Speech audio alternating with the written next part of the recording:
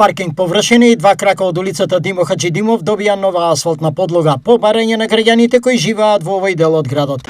Согласно конфигурацијата, овде жителите бараа од нас да добијат асфалт на улицата заради проблемите, амортизацијата на улицата од годините наназад.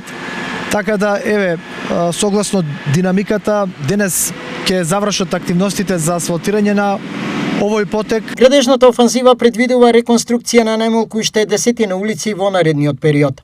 Ќе се продолжи со асфалтирање на дел од улица Сутјеска.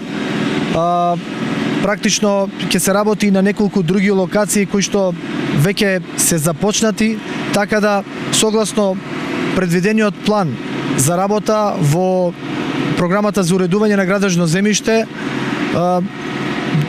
се предвидуваат уште 10 улици да бидат комплетно реконструирани и со тоа ова лето да го заокружиме со рекорден број на изасфалтирани и реконструирани улици. Финансиската конструкција за денешното асфалтирање изнесува околу 1 милион денари општински пари.